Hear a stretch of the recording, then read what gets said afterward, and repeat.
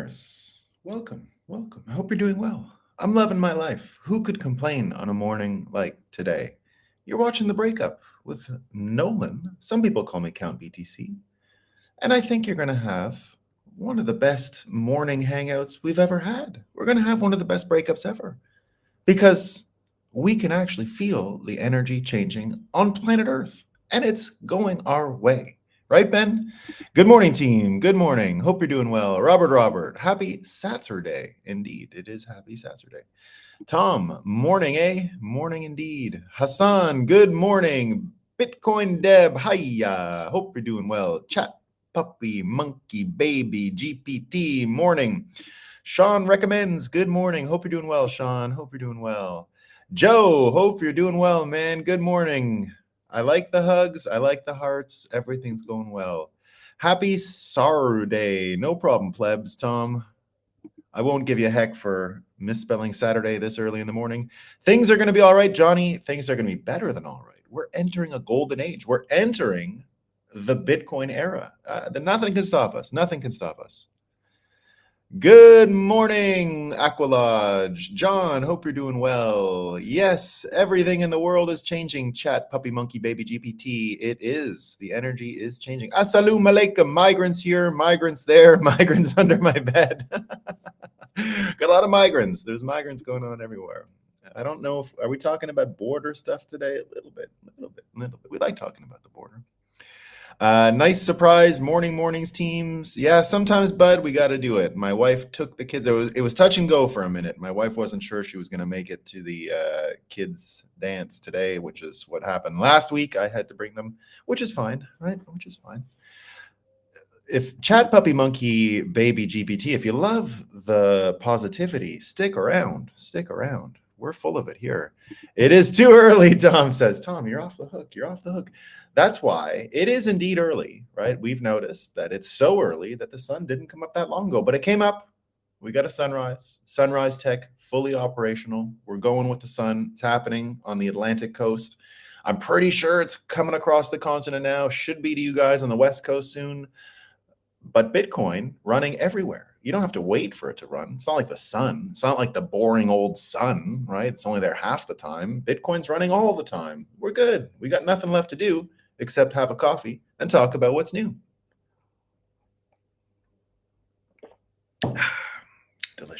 Delicious. All right, we got some good weekend Moscow time here. All right, so The Economist, the Economist guys, really worried about what you eat and your health, right? They're like doctors, right? As good as doctors. Here's what they say in The Economist. Beef emits 31 times more carbon dioxide per calorie than food. Sorry, let me read that again. Beef emits 31 times more carbon dioxide per calorie of food than tofu does. Oh, I get it. Okay. So 31 times, 31 guys, it's 31. I swear to you, it's not 32. It's not 30. It's 31 times more. Okay. It's 31 times more carbon dioxide.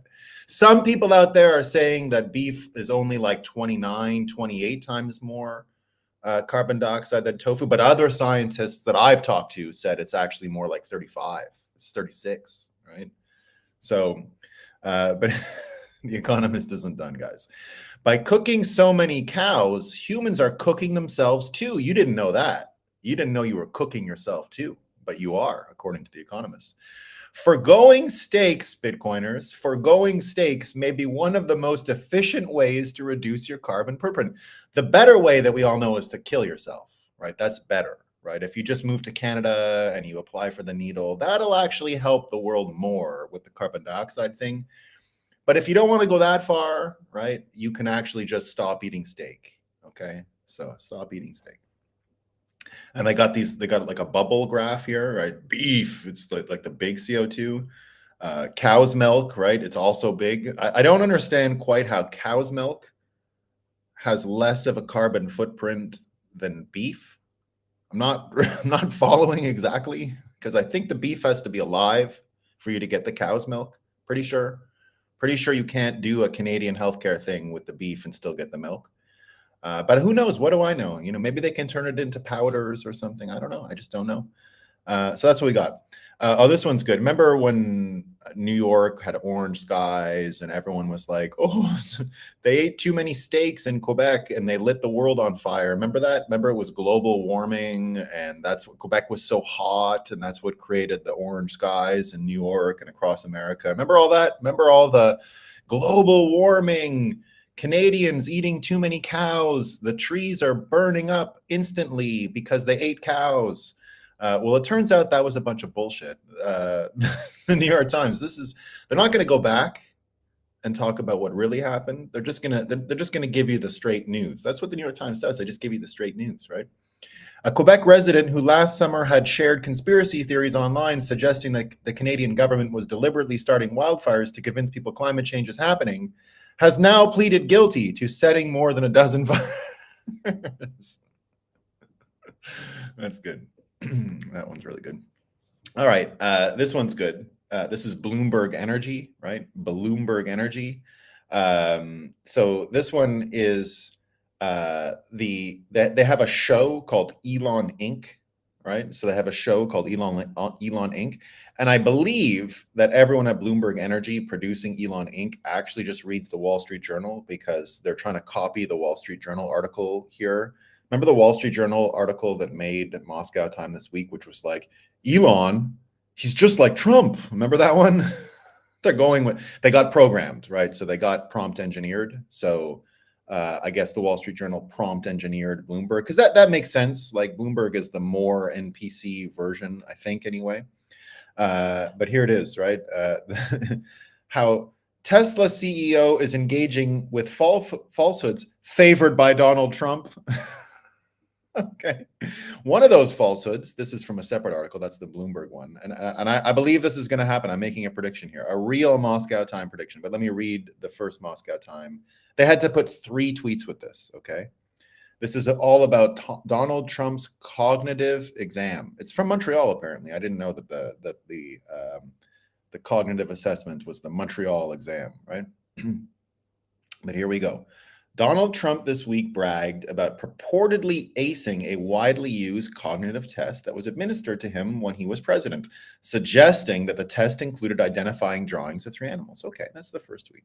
The only problem, there's a problem. The creator of the test in question, called the Montreal Cognitive Assessment, said it has never included the specific combination of animals described by Trump in one of its versions of the test. So Trump said he did it well, but what an idiot. He was clearly lying because he had the order of the animals wrong. All right. They know it now. In fact, Ziad Nesreddin, a Canadian neurologist who invented the test, said the assessment, intended primarily to test for signs of dementia and other cognitive decline, has never once included a drawing of a whale.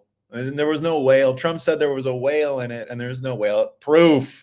He is losing his mind, everyone. He's losing his mind, according to the Washington Post. Now, they asked Biden, but they didn't report it, right? But they asked him about his cognitive test. He didn't actually know what animals were, so they had to throw the test out. It just didn't work, right? I don't normally add punchlines, but sometimes you got it. But here's my prediction, right? Now that Bloomberg is saying that Elon is engaging in falsehoods favored by Trump. And of course, Trump, one of his falsehoods is lying about cognitive exams.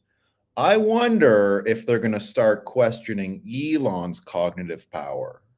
That's the one I want to see. I want to see the Washington Post ignore Joe Biden's cognitive superiority and start questioning Elon Musk's cognitive ability. That I've said before that there are certain Moscow times that you can hang in the Louvre. If they go to Elon cognition, Bitcoin will hit $1 million the day they actually print that one. So I don't know if it's actually going to happen, right? But I really want to see that one, right? I want, because now we're going to do the subgenre. Like we always love these subgenres, right?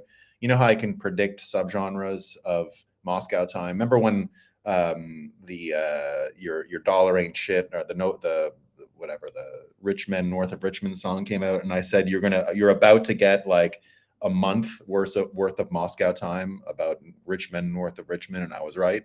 You had article after article of like, oh, why doesn't he criticize someone else, right? We had all those articles. So we're going to see more Elon. It's a new subcategory. Elon and Trump are the same person. And I think they're going to go with the cognition ones, right? So there you go. Cognition tests for Elon Musk incoming. If you're going to do them for Trump, I mean, if you're going to do them for Trump, Joe Biden clearly has an IQ of 200. Want to know one of the funniest things the fake news has ever fallen for? They did like a newspaper thing a few years ago about the relative IQs of the presidents in history. And, because so obviously it was the same kind of science they used to find out if cows have exactly 31 times the CO2 of tofu, right? It was like, it's 29. So they did this with IQ, and it's like, oh yeah, the IQ of George Washington, we know it. we can. It's the same as the forensic climate change stuff. Look, the acorn ring from 1,000 years ago is a little small. It was really hot that year, right? Or the ice cores, right? So what they do, it's kind of like the same thing. They just do like an ice core thing, but with George Washington, and they can find out his IQ from 200 years ago. His IQ, George Washington had a 150 IQ, right? So apparently they've got the IQs of all the presidents according to the study. But here's how you know it was legit, right? When they get to Trump had one of the highest IQs. But you know where they got the number? And they actually published it. Self-reported. Trump just said what his IQ was, and they actually reported it, right? Now, I do believe Trump has a very high IQ, right? I mean, I think that's for sure. But self-reported. Scott Adams did a really cool trick after where he started self-reporting his own IQ. It was 180. And it actually also worked. The fake news caught it and was, at some point said, who allegedly has an IQ of 180. So, if you ever want to just start seeding the internet with your IQ, my IQ is actually 190, guys. It's 190. I have 190 IQ. Okay. So if anyone comes looking, right, the biggest IQs in Bitcoin, remember, my number is 190. All right. It's just 190. I didn't have to do a test to do that. It's just self-reported, right? So we got two more. No, we got two more. Two more. So this one's really good. Okay. So now this is from the Washington Poop as well. And the Washington Poop. Now, this is one of those classic Moscow Times. No punchline needed. I'm just going to read you the headline straight. Now, it might make you angry. It might give you a bit of cognitive dissonance. But remember, we're here to laugh, right? Don't get angry about this stuff. Never get angry about the brainwashing, right? You got to treat the brainwashing as humor. That's the only way to make it through this, right? And I think that's starting to happen. That's part of the energy shift we're going to talk about today. You can actually laugh about a lot of this. So here we go. This is really good, okay? If Democrats won't fight back and won't answer MAGA-type lies with truth, then the battle to preserve our democracy is already lost. Thank you, Washington Post. Thank you. This is also good. This is in the same vein of the democracy thing, right? The democracy thing. Yeah, a lot of 80 IQ losers here. I know, you fucking loser 80 IQ Bitcoiners. I'm a 180. I'm a 190. All right. I'm not part of your 80 IQ loser gang. By the way, the 80 IQ thing is one of the best memes going in Bitcoin today. I love it. Like 80 IQ loser retard. So here we go. Washington Post, right? Another one from the poop. This is in the vein of like democracy and blah, blah, blah. Capitol Police hired more staff, improved intelligence capabilities, and made other changes since the insurrection. But more should be done.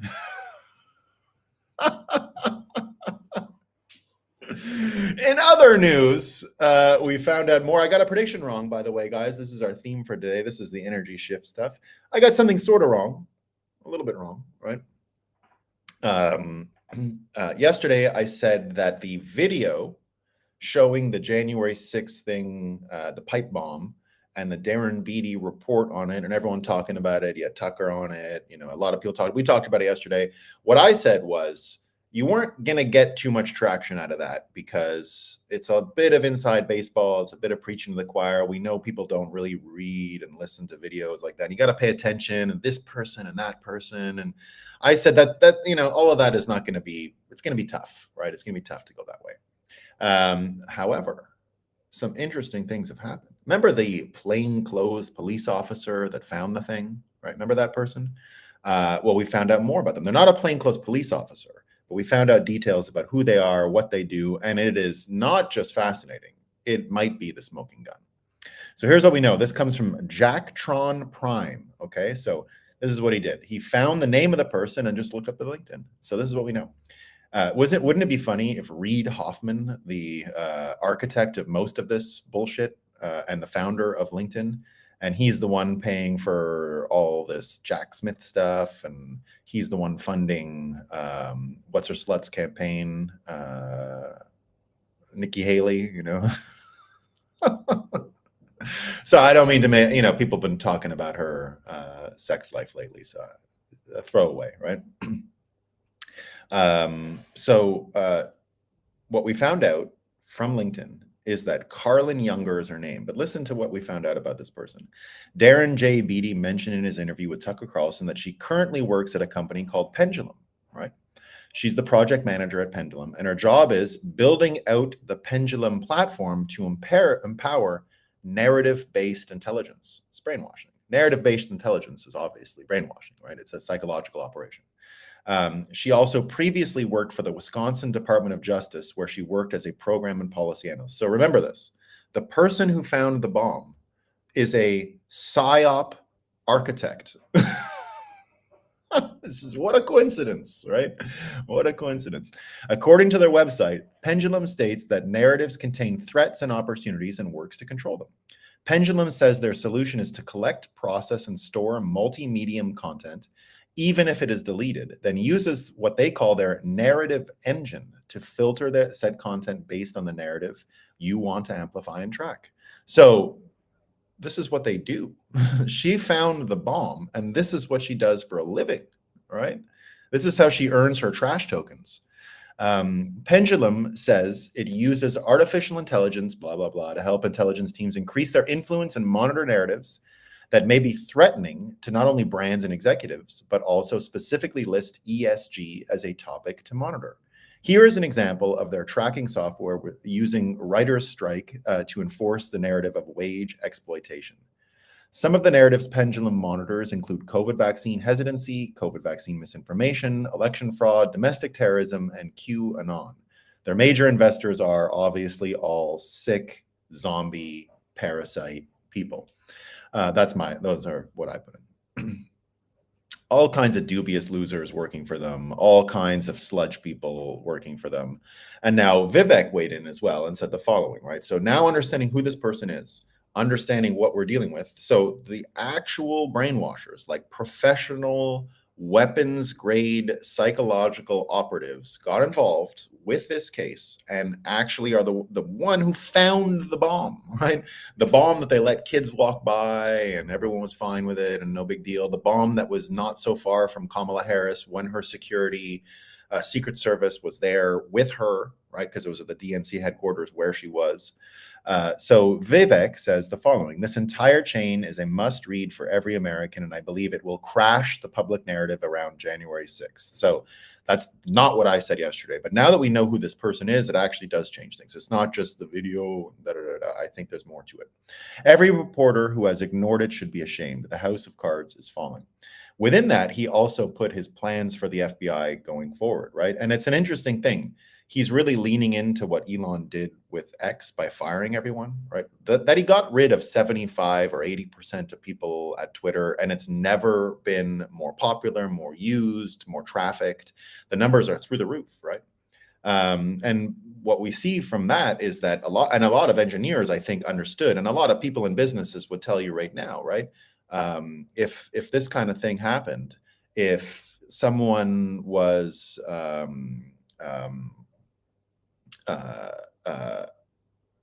if someone was going to fire that many people, there's a question. But if you're working for one of these companies and it's nothing but sludge people, nothing but low IQ degenerates around you, nothing but people worried about ESG. Remember what happened at Kraken when I was there?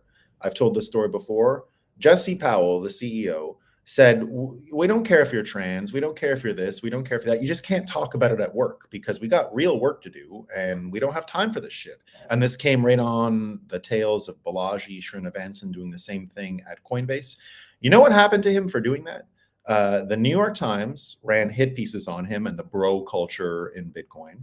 And then they actually raided his house. Can you believe that? They raided his house. They went into his fucking underwear and stuff, right? So, and all this just for what he said, like for nothing, right? So when you realize that it's affecting our own corporations, it's affecting how we operate. Now, when you apply what Elon did to X and the huge liquidation of the people there, getting rid of almost everyone except those who wanted to work. Remember it's going to crash. Remember the fake news about that? It's going to crash. It's hanging on by a string, right? Never been more traffic, never had more people using it. It might even be profitable this year. So when Vivek comes out and says something like he's going to destroy, not reform, destroy the FBI, that we have this X case and with what he did in Twitter when he first bought it is a really good roadmap, right? You wouldn't believe it if Elon didn't do that. So he actually goes into detail about reform and destroying it. Like he goes into like how many people will have to be fired from this department and that department. He put out a whole thing. You can reform the FBI. Reform is a myth. The correct answer is shut it down. The FBI has 35,000 staff. 56% of the bureau that are professional bureaucrats should be fired immediately. Just 44% of FBI employees are special agents and intelligence analysts. These 15,000 specialists should be reassigned to serve under the narrow focus of the federal law enforcement agencies doing the same specialist work. So U.S. Marshals, that's crimes against children. There's a few people that they can go. Put there Department of Defense. There's a couple counterintelligence people. Department of Homeland Security, a couple he puts in there. U.S. Secret Service, it's not even 1,000 people with analysts included. Department of Justice, which is where we're getting our organized crime, violent crime, all that kind of stuff. They got 2,000 people there. They should all go to the Department of Justice and leave the FBI. Department of Treasury, which is where you get that FinCEN thing and all the stuff that's after us, that should just be shut down. I mean, they can't keep up. They'll never be able to keep up with what's coming. So he put, don't, just reassign them. I have a different answer on that one. And I'm sure I could persuade him if I was in a room with him on that particular point. So there you go. He comes out with this plan to completely shut down the FBI. And all of this comes at a time when we're able to perceive the failure of these institutions much, much better, right? So you can even see Schellenberger wrote a big piece today about mainstream media and January 6th and how much perception is starting to change this year about the whole thing. Even last night, I was at a little, thing for my kids and all that. And, whereas I would normally not bother saying I'm a huge Trump supporter or a huge Vivek supporter or anything like that, or I like RFK, I just wouldn't be in the mood for it, right? Someone, a nice person, but who I know would, still watches mainstream news. So they've got mental illness, and said, what's going to happen in the States and all this stuff. I said, well, Trump's going to win, right? How do you feel about that? I said, well, it's going to be great. It's going to be hilarious, right?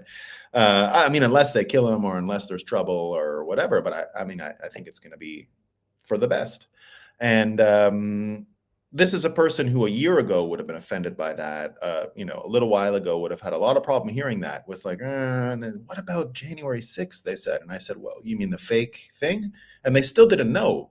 But once you actually say it, right? Like once you say, well, like, what do you mean insurrection? Like, were they going to get like? Was it capture the flag? Like you got power over America because you moved a lectern a few feet? Like, is it a magic lectern? Does it give you special powers? And when I said it to her like that, she was like, wait a minute. And I said, you've been brainwashed. You understand that you've been brainwashed. And it was one of the first times where I saw the person go, oh, maybe I was. Now I let it go. I didn't force it down the person's throat because, you always, with Trump in particular, what he does to people, you got to give people space, right? You got to let them sort of understand and work the thing over. Because, and I say it all the time, you have to accept this as the truth, right? You don't have to accept it as the truth. You can go on the way you want, but you have to admit that Trump is a bully. I don't have a problem with it. There are some people who can't stand bullies, and it goes deep, deep, deep from their childhood or whatever. So you do have to kind of give people a bit of space, right? I mentioned that a lot. I think it's important. People need to come to their own conclusions about Trump. I don't think it's possible with all the brainwashing that's gone on to make Trump a bad person, which I believe is all untrue mostly. The bully part is true, sort of, right? It's not like he doesn't go around being a jerk, I don't think. I think if you're nice to him, he's nice to you. If you're an asshole to him, he's going to punch you in the face. And that's a typical New Yorker, and I recognize it and have no trouble with it at all. But there are people who can't handle it. And, you know, he probably was a bully when he was young. I think you got to forgive him for that. But in his case, you know, when people are sort of mulling it over, you do have to give them a bit of space, and you got to let them figure that out for themselves. You can give them the information, but I don't think it's ever happened where a person like changed someone's mind in real time by explaining to them why they like Trump, right? You can give them information, but they gotta come to the conclusions on their own. But the good news is the brainwashing is becoming way easier to spot. And once people spot that they've been brainwashed, once they spot that they've been lied to and that a lot of the things they think are true about Trump turn out to be not true, you can start to get that self-reflection. And in some cases, it's enough to break them out of their NPC programming. So, and indeed, the amount of brainwashing that's gone into Trump's persona, character, to fight against him from all of these narrative engine type of people that found the bomb, luckily for them, right? All of these kinds of people. When you stop and think about where their capacity to continue to persuade and hypnotize people is, it's now nothing, because once you see the lists, you can start to actually get people's anger and resentment towards the brainwashers increased by showing them the list of abuse. It's abuse, right? It is a form of abuse that results in mental illness and decreased mental capacity. So Michael Schellenberger here talking about the coup attempt again, and just that word, right? When you realize they use the word insurrection, and then that sort of moves you past the sale about whether or not it was an insurrection, right? Because they don't even bother; they just jump right to it was. Once you bring them back to question whether it was an insurrection, as Michael Schellenberger did yesterday, you start to get there. And he did it with a bit of word definitions, but it's effective, right? He goes, you might think, if you watch the mainstream media, you might think what happened on January 6th was a coup attempt. But what if it's not at all what happened? The dictionary definition of a coup is a violent overthrow of an alteration of an existing government by a small group. There's no doubt that the chaos on January 6th was a bad day for the United States. I think we can all admit that, right? Like the George Floyd 2020 summer was worse, but it was a terrible day, right? But it was a bad day that would have been prevented had congressional leaders granted their request by Capitol Police for National Guard backup. And more importantly, the people who walked through the Capitol were protesting what they thought was a stolen election. They weren't planning to take the government and run from the rotunda. Like, were they just going to like, we're the government now? Obviously not, right?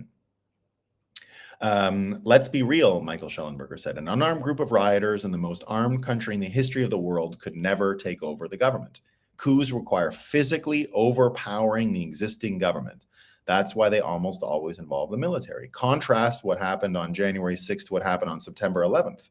No, not the September 11th here in the United States, but September 11th, 1973 in Latin American Chile. On that day, a faction of the military launched a coup against the elected leader, Salvador Allende.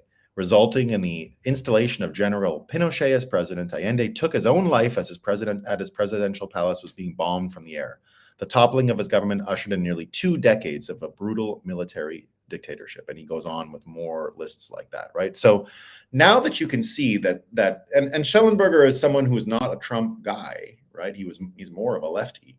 But it's getting to this sort of academic world of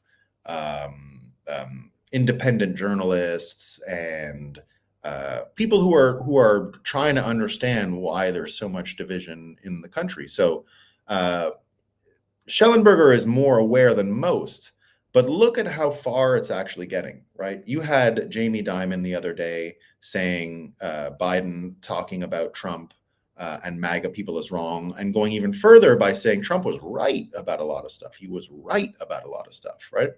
Now you get Charlamagne Tha God on the other end of the spectrum of American popular culture, right? You get some people say the king of Wall Street, Jamie Dimon, one of the most influential people on Wall Street, talking to that WEF audience.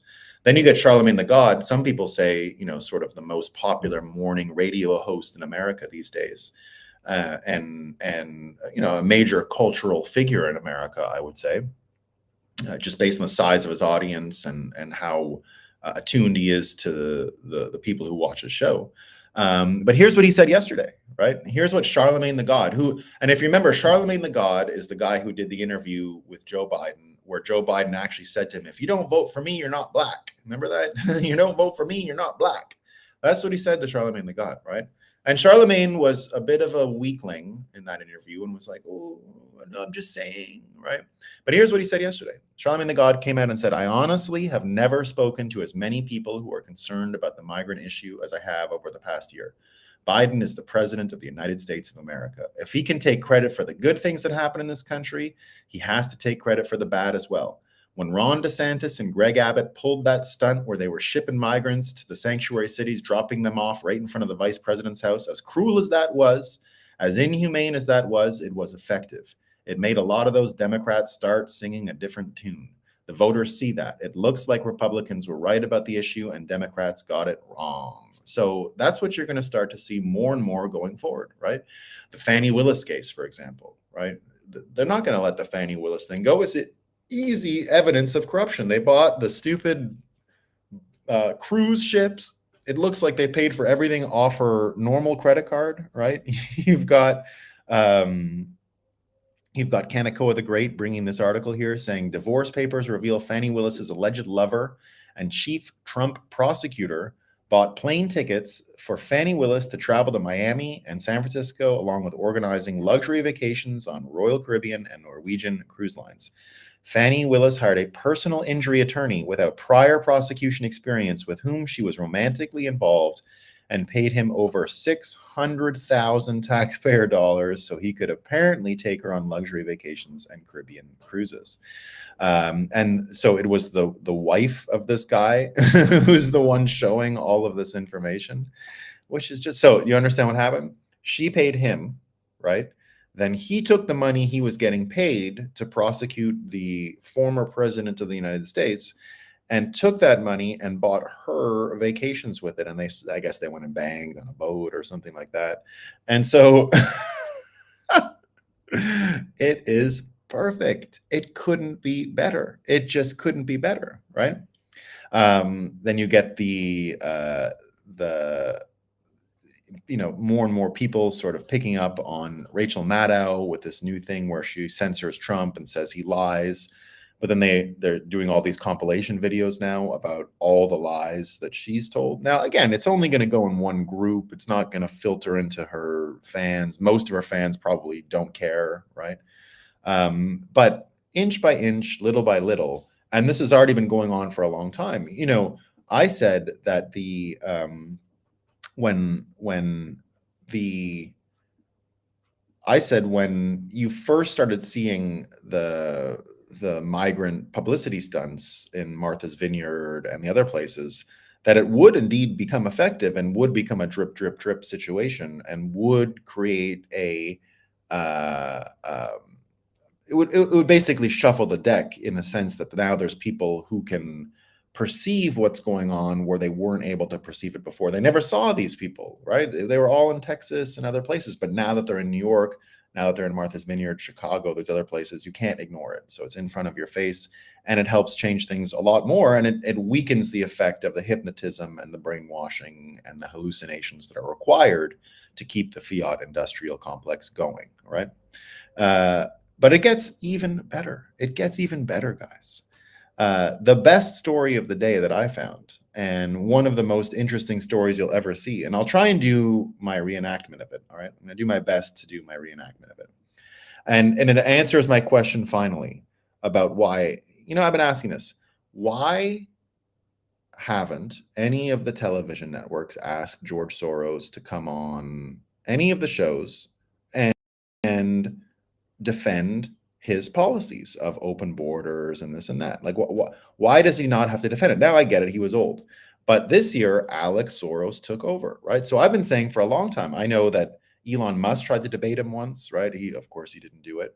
A lot of people have tried to debate him. He's been invited on a bunch of shows just to explain why he's funding all of these people and what's going on, right? Like, why are you funding all of these elections and all of these prosecutors? And because the Soros strategy was that, right? It was to put money into the misinformation racket, right? So hire these fake cutouts that will say, oh, that's misinformation. That's a part of the Soros money.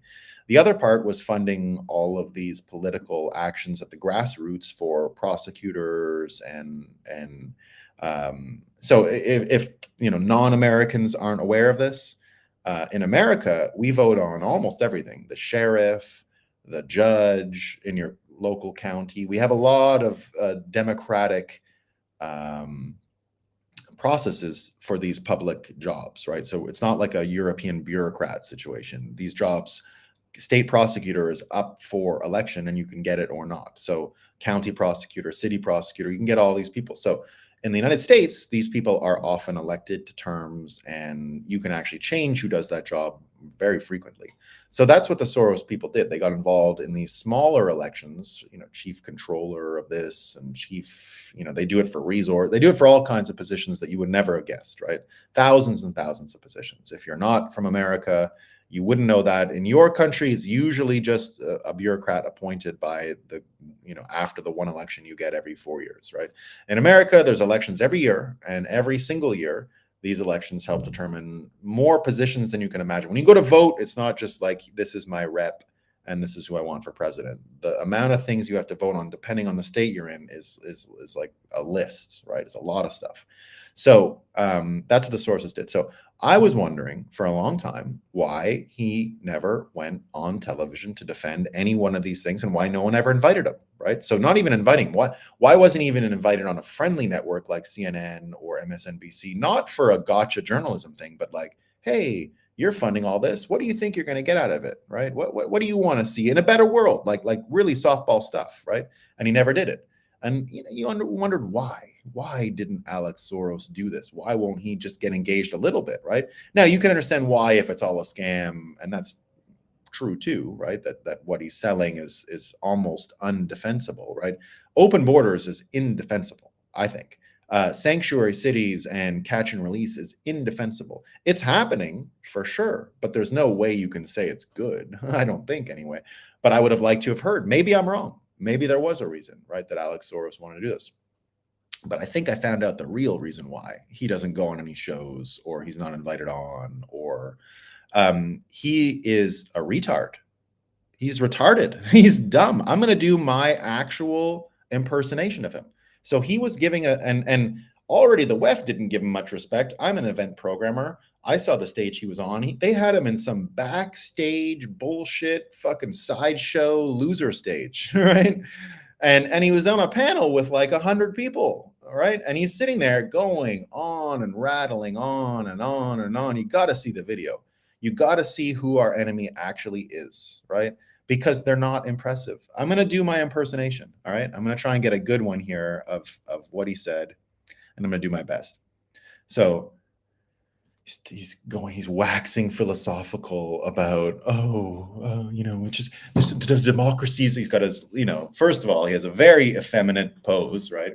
So he's like, the democracy, and it's just this stuff, right? Then he goes, one man, Donald Trump, literally came in and just took he was and it was like, I think that he just came and it's like, Bitcoin.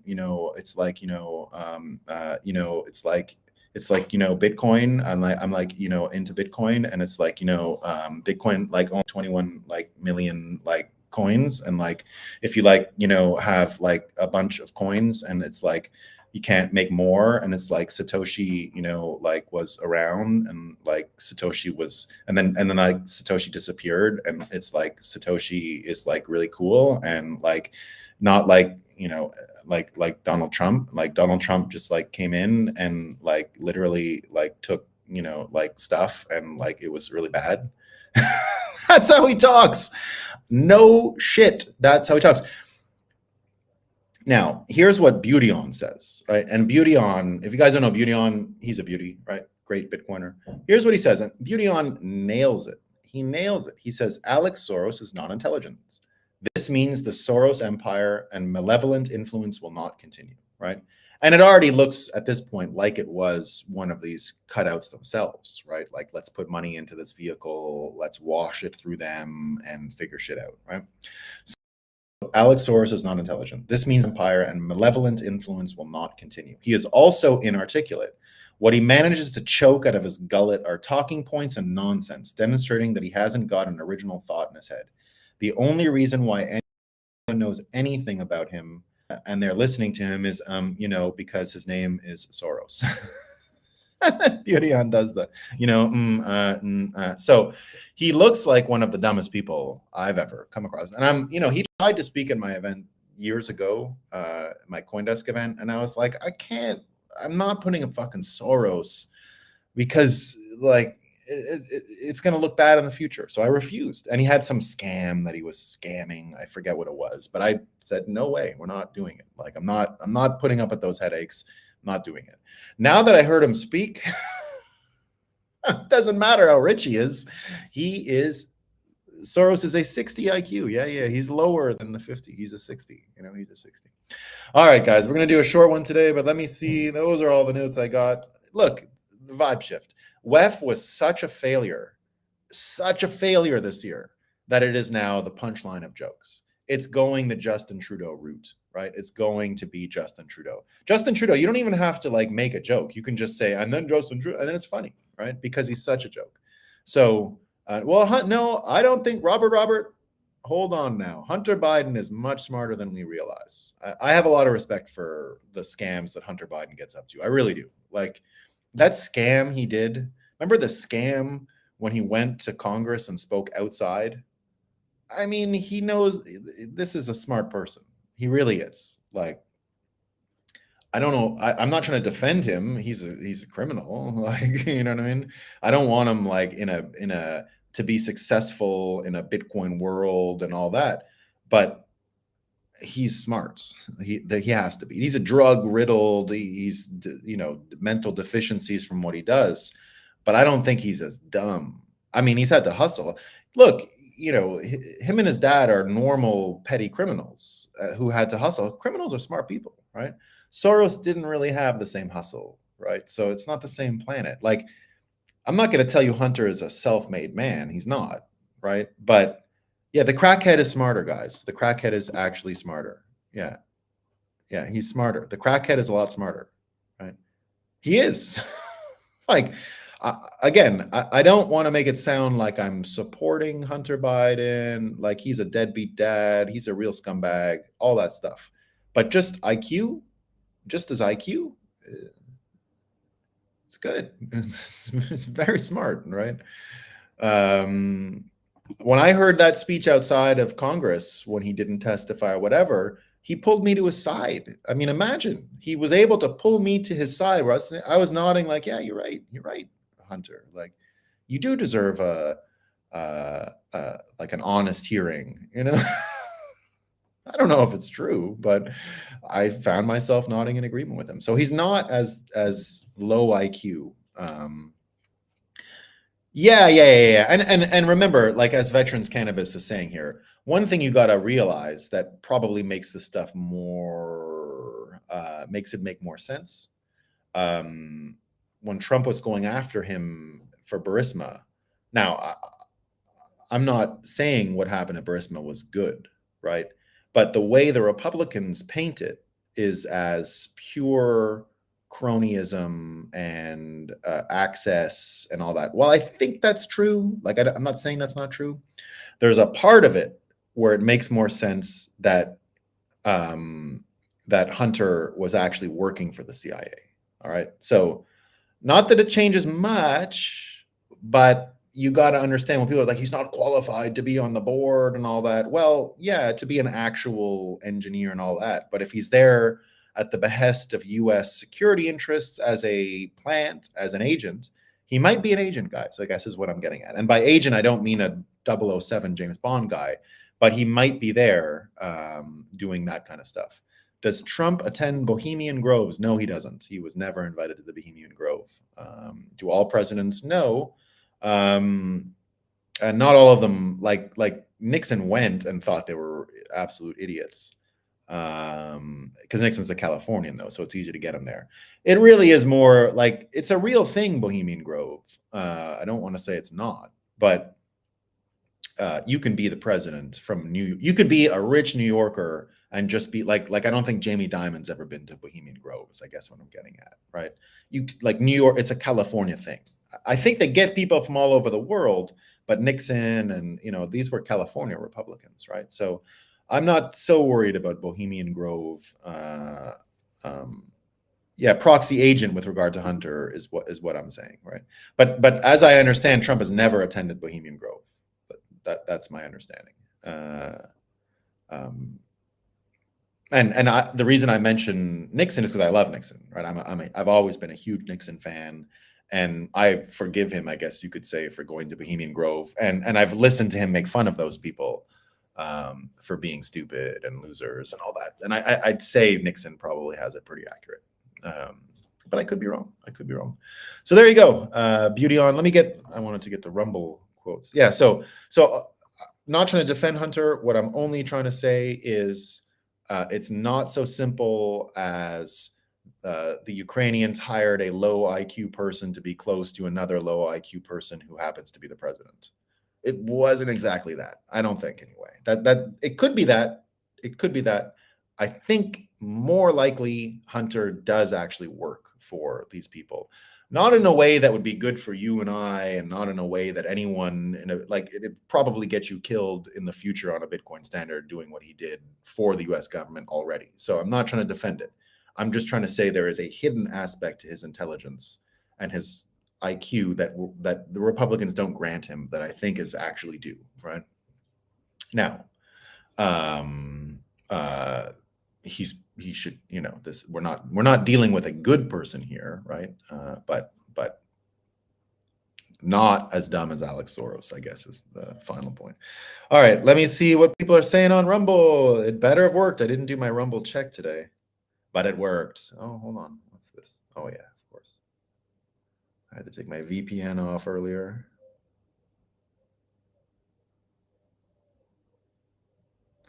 All right. Let's see what people are saying here. Yo! We got Nestorax24. Yo! There's a link in there that I'm not sure is real. Sluggo123. Good morning. Sluggo laughing. Sharia Bitcoin with the bananas and cruising. Cool, guys. Indeed, Jason. Happy Bitcoin Saturday, everyone. I'll see y'all Monday. There'll be no breakup tomorrow. Oh, I missed a couple of people here. The thing went down too quickly. Nothing good under Biden. No. Yeah. Here's the Hodl T with the actual quote. Yeah. If you have a problem figuring out whether you're for me or Trump, you ain't black. Yeah. Isn't that crazy? There must be a Lochnar under Pelosi's desk that controls the government. Yeah. Sow the seeds, let them grow. What have you done for me lately, FBI?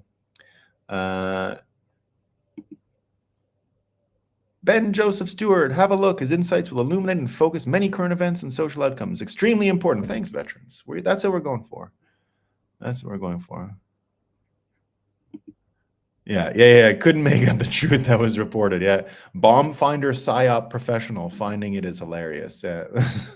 Bomb finder is a psyop professional. Hunter Biden's laptop. I'm here. Do you provide footnotes or share screen? Not so much Hunter Biden's laptop. Not so much. I have thought about doing screen share stuff and footnotes, but we got to scale the show. There'll be a new season one day and a new iteration. Right now, I'm just trying to get a new light. I'm just on a new light. All right. But we will get there. We will get there. All right, team. Peace. Have a great day. Have a great rest of the weekend. I'll see y'all Monday. It's also a holiday here Monday because we didn't do the MLK last week. We have our own sort of thing this week. But I'll be around. All right. Peace. What's your Rumble title, please? Rumble, I broadcast on Bitcoin Magazine's channel. So you got to go to Bitcoin Magazine on Rumble and you'll find it in the live section. So it goes live every day on Rumble through that. My own personal Count BTC Rumble account gets the replay from YouTube, but that process is shitty. It doesn't catch every episode. It's sometimes a day late or 2 days late or 3 days late, or sometimes there's 5 or 6 that are uploaded at once. So it's not, I use it for more backup in case I ever get taken down off of YouTube. But otherwise everything's on the Rumble one. Now, again, as you've noticed, I only do the Rumble comments at the end, sometimes at the beginning. So just because it's the way I set it up, I'm not sure if it's the best way, but the way I set it up is that I just get the YouTube comments straight to my broadcast software, which is Restream. So I don't see any other comments on this screen while I'm doing it besides YouTube. That's why I go into the Rumble one, just to make sure that chat is interactive. The chat's important to me, right? It makes the liveliness of the show wouldn't work if it wasn't lively and there wasn't some interaction. It makes it, we're going for coffee together with friends in the morning, talking about what's new here. So, if we put too much production into it, it might feel like school or something. I don't really want to do that either, right? All right. Again, my 3rd or 4th goodbye. Peace.